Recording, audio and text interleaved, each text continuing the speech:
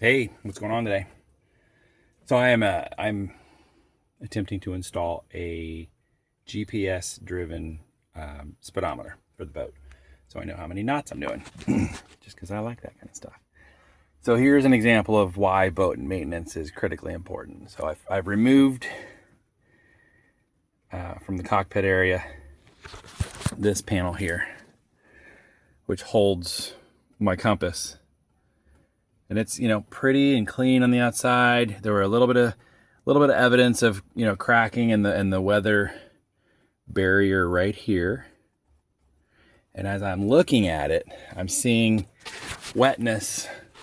This is the other side. This is the radio I recently installed, but I'm seeing wetness drip down right here, and behind that is the drain channel for the companionway, and it was running down right onto the panel on this side. Let me show you this side. Full of moss. Here's the back side of that panel. And I've already wiped it down over here once. This is the stuff I got off on the rag. So this is certainly, see there, you can see that water dripping down right there. Little stream. It rained last night. And so,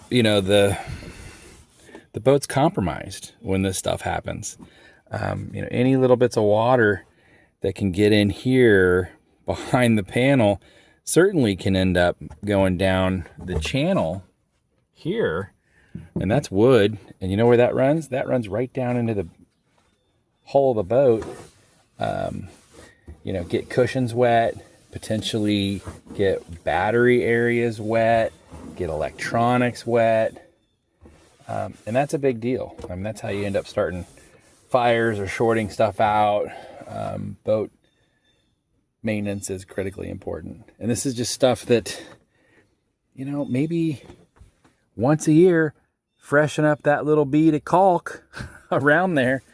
So the next guy doesn't have to go to this kind of trouble. I've got to completely strip the face now, back to clean. And I'll have to rebed this in some 5200 adhesive that I've got.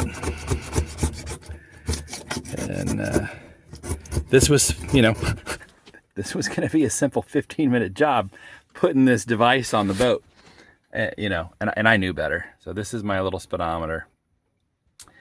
That'll go through the wall there. The hull. This is the GPS sensor that will give me the display of how fast we're going. Simple enough. Drill a hole here, with a keyhole saw. Put your sensor in there, your display. Run power to it, which is just below me, and then run your sensor wire there, your little satellite reader, to the top of the boat up here, so it can have visible, clear line of sight to the sky, and then boom, done. But no, now we get to have fun cleaning all this crap and getting it prepped up. And not just this side, we'll have to do the back of the panel as well. And in my opinion, this is negligence. This is you not taking care of your boat.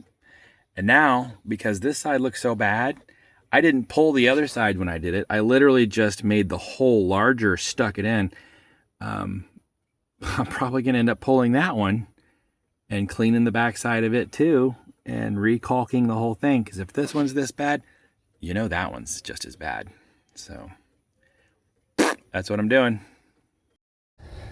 So I drilled my hole. I've got my plate back up.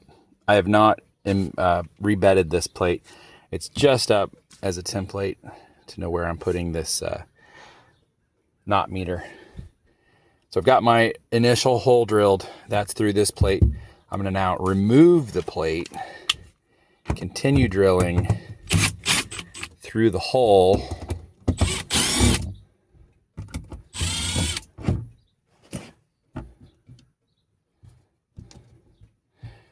I'd say the one cool or plus thing I found from all of this. Of course, I would have done this regardless, but look at that. The compass has a light built into it. It's never been wired in, and that's cool. So I can run that power supply to my cabin light on-off switch. And so at night, when we're running, you can see the compass will be lit up. So as you can see, I've got this all cleaned up. I used some goof off, got the goop off, got the funk off. There's my, ooh, look at that. I'm almost all the way through. Let's go ahead and finish that. I think, yeah, I've got enough depth to finish that. There we go. That's all it took, just to get that little bit of fiberglass out of there. Now I've got wood to go through on this side. I'm gonna pre-drill this side to get at least the drill bit, the tip in the center there through the wood, but then I will go on the inside and come from inside outside to have a cleaner finish. These keyhole saws tend to splinter the wood on the backside. When you go through, they kind of blow out the wood because it's just, I mean, it's such a big tooth. It's a jagged, nasty cut. We want it to be pretty on the inside, even though you're not really going to see it. Let me put you on pause for a second. Okay, so I've got my drill bit cleaned out. I'm going to need that depth to be able to get the tip of the drill bit, the little part there, to show through the wood before the saw comes through, completing the hole. We will get the tip through and then go inside and finish the cut to make it a clean, smooth, good looking cut.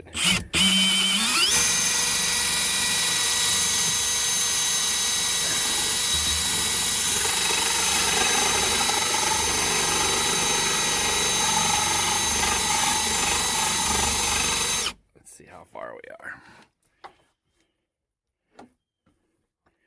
We are not through yet. I'm gonna hop down in the companionway here. And you know what? I think I'll set you up. What about that? Well, let's just set you up right there.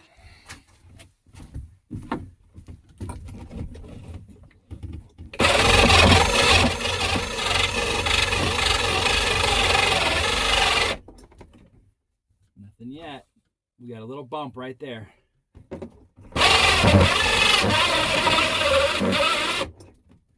There she is right there, see? So we'll come on the inside now. I'm assuming you can see this. Now the little pinhole, that's my pilot to put the drill bit in and finish the cut this way, making it a nice smooth hole.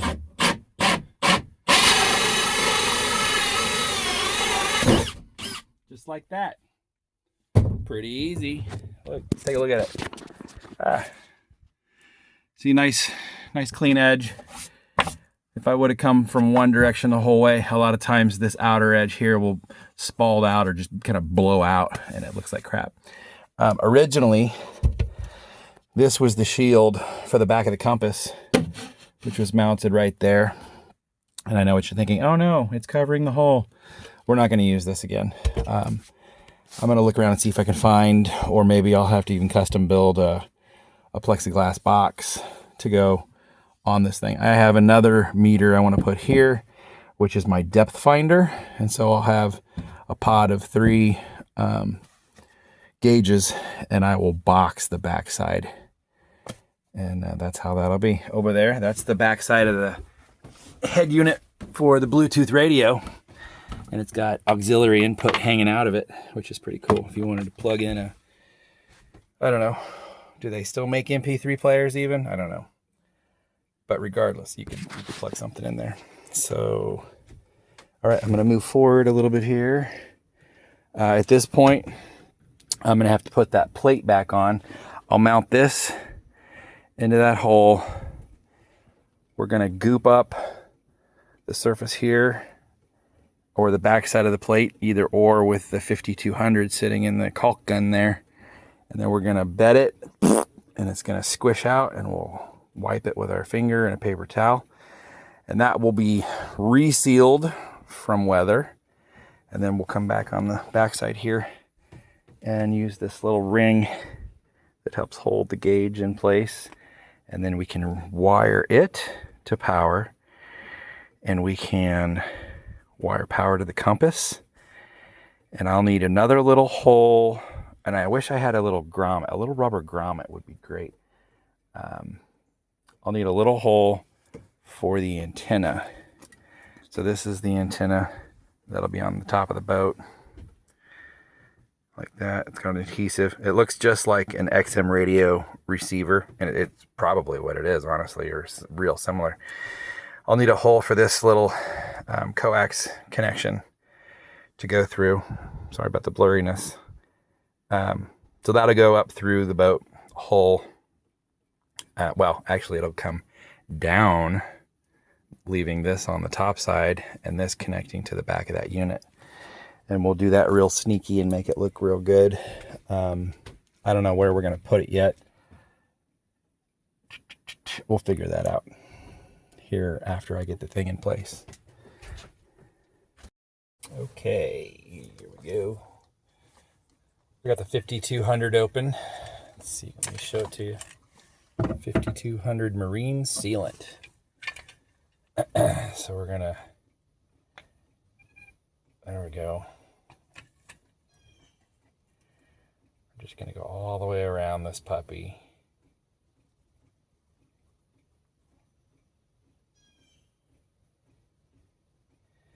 First pass I'm doing on the inside of the mounting screw holes. A little bit bigger tip would have been nice, but I'm patient if you are. I need to use this stuff late. Now that it's open, I gotta go use it, but I gotta go use it to seal some windows and some other attachment points on the hull that need attention. Now I'm doing the outer perimeter around the screw holes that it attaches to the fiberglass. Just gonna goop it in there.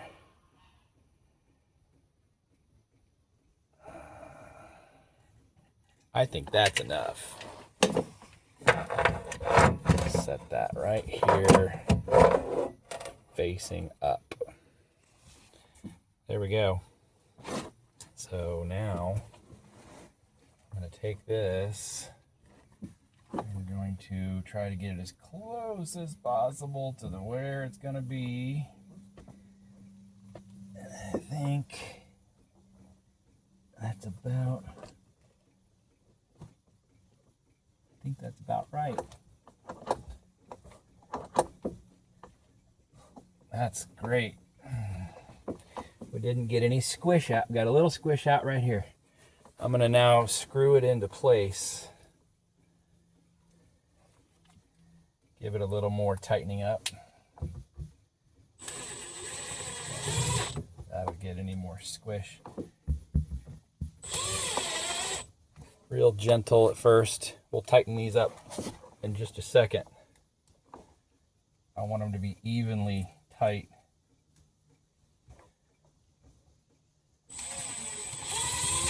There we go. Get my corners.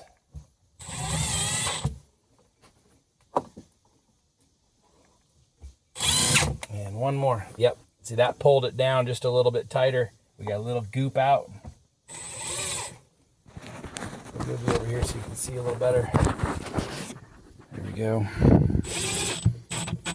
Now that's going to be tight. That's tight as one gets. That's tight. See that little bit of goop coming out right there? That's tight. Tight. Little goop coming out right there and right there. That's great. We want that. That's properly bedded. With your finger, and you can go down the edge of that. And then the 5200 won't stick to your finger. There we go. A little paper towel.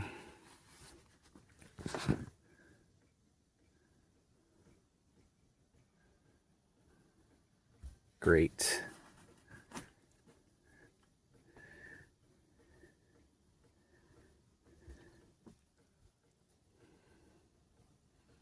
Awesome. Now, clean that up a little bit. I got a little gap right here, I see. A little gap right here. So we're gonna take our 5200 and we're gonna do a bead. And I don't know how else to show you other than this. Hopefully you can see what I'm doing. We're gonna run a bead right along the top of that. Just like that. I'm gonna set you down again.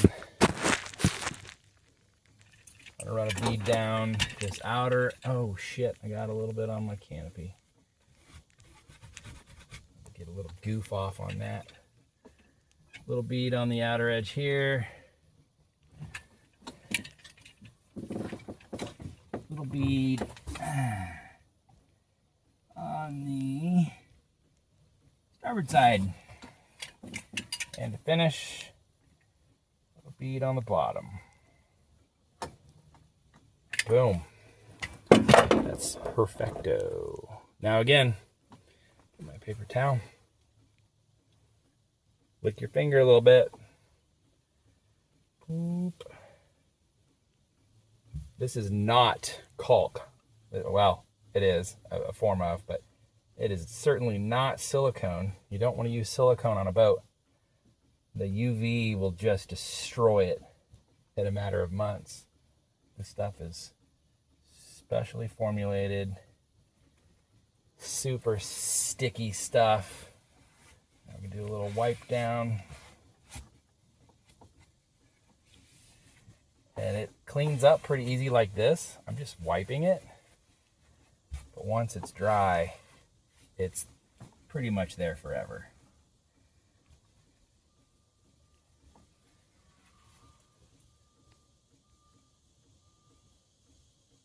That looks great. This top edge is the one I'm really worried about the most because the draining from the track right here of the companionway, it drips right here. The edge looks really good. That looks great.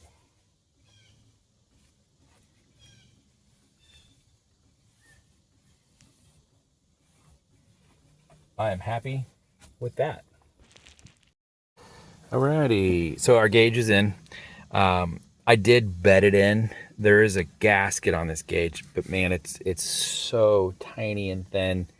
I thought it would be helpful just to put a small bead of the 5200 on the threads that go around the backside of the gauge and just slid it in, and it pushed some of the 5200 forward, and you can even see that it just a tiny little bit gooped out here, and that's great. That's going to keep water from coming out of there. Generally, water will hit this plate first and disperse, but if you're in a rainstorm, you never know. It could hit the top of the gauge and run to the backside and get down into the boat. So I'm happy that it's sealed in. I did not remove the compass to check its bedding. And you know what? Now that I say that, I think I'm going to run a bead at least around the top side. Let's just go ahead and do that real quick before we go inside.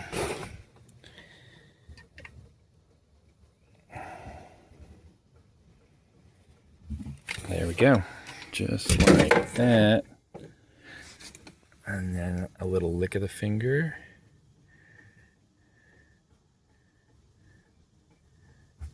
Just like that.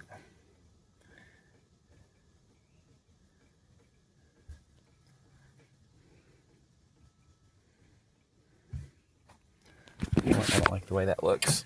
I'm gonna just go ahead and do it here.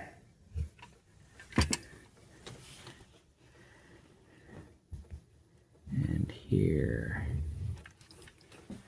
I'm comfortable leaving the bottom side open if for any reason moisture did get in there, it would have an out through the bottom. There we go. That's great. Paper towel.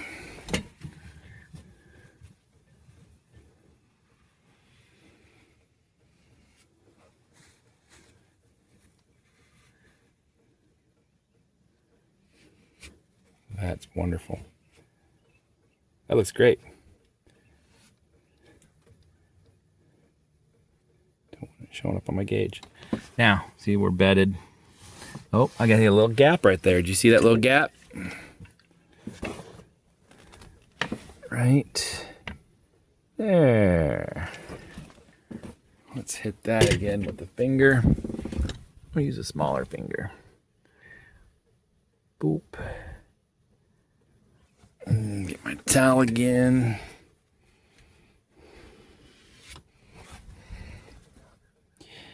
It'd be my ambition to rebed everything on the boat. The age of the boat really dictates that it needs it. A lot of this stuff is brutally difficult to get to. Chain plates are hard to get to.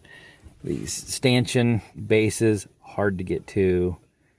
It looks like, oh, it's easy, it's right there on the top, but there's actually a plate and nuts on those bolts on the underside in the hull, and so you have to get under there and you have to start taking things apart to get to them. And a lot of times it takes two people, because one person will be loosening the bolt, somebody has to be under holding the nut. It can be brutal. Or you can do it on your own with a pair of channel locks, lock it on that nut and then come back out. And that's how I had to do it with these speakers. And when I changed out the cam cleats, that's how I did it. But you're in and out of the boat. There's 4 bolts, so you're in and out of the boat 8 times. And at some point, my back starts to scream at me from that much body movement, using my core muscles to get up and down and in and out of this companionway. So it's tough on me, but anyway. All right, let's go on the inside. And I wanted to mention, you know what, let me set you down here. Sorry about the roller coaster ride there. It's impossible to film. You know what, let's just pause you. Okay, I wanted to get the goof. I wanted to get the 5200 off my hands, and this is what I use. This Pro Strength goof off. It essentially, it's probably more than just acetone, but it smells like it's essentially just acetone. I don't know what the chemical composition of it is, but good stuff. Takes off about anything. Speaking of which, while we're here with the goof off, I'm gonna try and get that grossness off the boat. That's somebody's piece of duct tape. Hey, okay, so we're inside the cabin here. And much to my surprise, that gauge, the depth of it to stick through both holes, the outer, well, the plate, and then the fiberglass, and then the inner wood, it's about the same depth almost. So this is the collar I have to put on it to snug it up. There's only about 3 or 4 threads that are there. And this thing had, if you look on this side, there's a collar and no threads. And it was the same way on this side. So I couldn't get on to any threads because the collar was too deep. So I took this to my belt sander and I ground it down just to the point where the threads are right there. So now let's gingerly see if we can start it. Yep. Oh, come on, bite.